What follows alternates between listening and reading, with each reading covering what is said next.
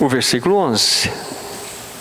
Eu vou ler o 11 novamente e agora vamos acrescentar o 12. Mas o 11 primeiro.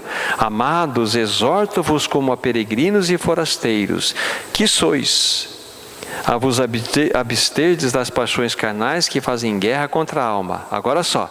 Mantendo exemplar o vosso procedimento no meio dos gentios, para que, naquilo que falam contra vós outros, como de malfeitores, observando-vos em vossas boas obras, glorifiquem a Deus no dia da visitação. Olha o apelo que Pedro está fazendo para aqueles irmãos daquele tempo, para que eles verdadeiramente tivessem esse espírito de peregrinos e forasteiros, mas que eles mantivessem o exemplar procedimento no meio dos gentios. Isso fala de testemunho, que é a consequência de uma vida de separação. Lembra-se das 5 táticas positivas? Começa com a separação, termina com o testemunho. É assim, é uma vida de testemunho. A vida da igreja, aquela que está submersa, né? A ponta do iceberg está em cima, mas a base do iceberg está embaixo. Eu estou falando desse oculto. É a sua vida lá no teu trabalho, relacionamento com o patrão, com o empregado, com a sociedade.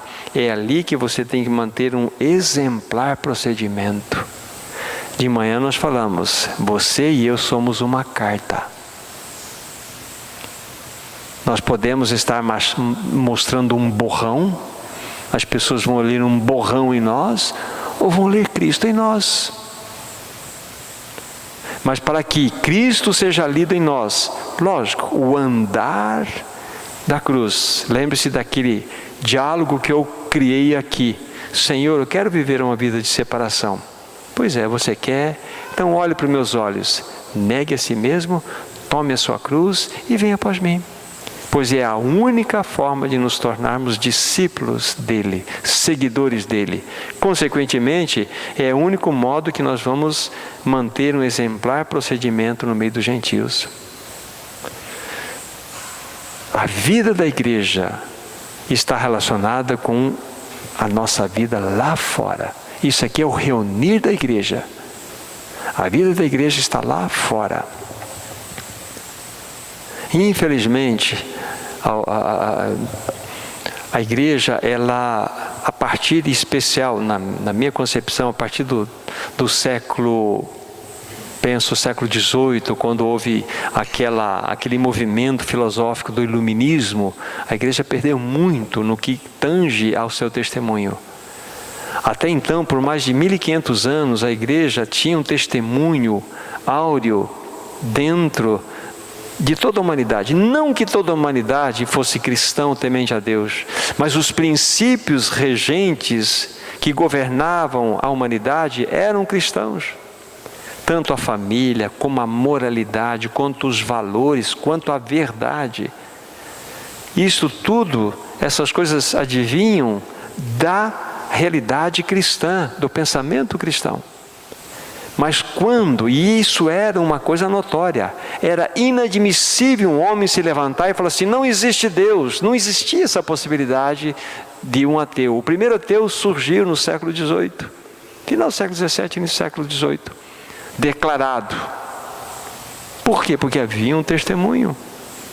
Mas a partir desse movimento do século XVIII, 1789, com o iluminismo, então o que aconteceu? Houve realmente um ataque frontal de Satanás, dizendo o seguinte, Deus não é a explicação das coisas. O homem, a razão é a explicação de todas as coisas. E a igreja nesse meio, na realidade, ela sofreu muitos embates. E era muito presente no meio da sociedade.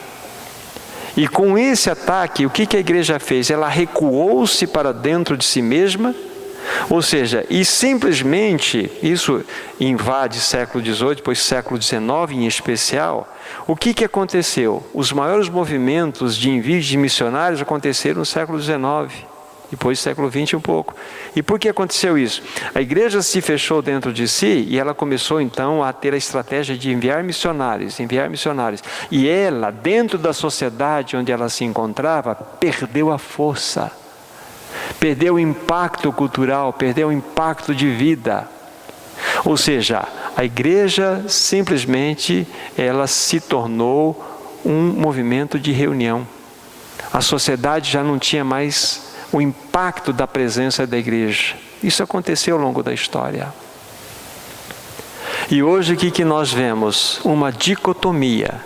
Hoje nós temos os guetos religiosos. Nós temos os locais de reuniões, as pessoas vão lá, então você pega aquela ideia de pizza e coloca numa dessas fatias a parte religiosa, depois você fala a parte do trabalho, a parte do lazer, e nós encaixamos na nossa vida a reunião. Enquanto que a parte da realidade espiritual deve influenciar todos os segmentos: familiar, trabalho, lazer, relacionamento, testemunho. E nós perdemos isto. Ficamos apenas uma fatia. Chega segunda-feira, bom, agora eu tenho que cuidar da minha vida. As pessoas muitas vezes assim, Thomas, ore por favor para a minha vida, material, porque a minha vida espiritual está boa. Então ele faz uma dicotomia natural. Não tem separação. É isso que acontece. Então, o que na realidade nós precisamos é resgatar um exemplar procedimento no meio dos gentios. A nossa vida, irmão, irmã, não pode ser separada. Quando nós separamos a nossa vida, nós fazemos do reunir, ou do movimento que nós temos de reunião ponta a ponta, nós somos vulneráveis. O inimigo faz a ciranda na nossa cabeça, porque nós achamos que somos espirituais aqui, mas lá fora fazemos o que desejamos. Não pode. Irmão, nós somos cristãos. Aqui pescando, nós somos cristãos, nós somos cristãos. Nós somos cristãos por todos os lados. Na marcenaria somos cristãos. Não há dicotomia na nossa vida. E isso então precisa ser resgatado no meio do povo de Deus, um exemplar procedimento. Agora a grande questão é nós nos apresentarmos como cristãos. Eu sempre falei, vou citar minha filha aqui,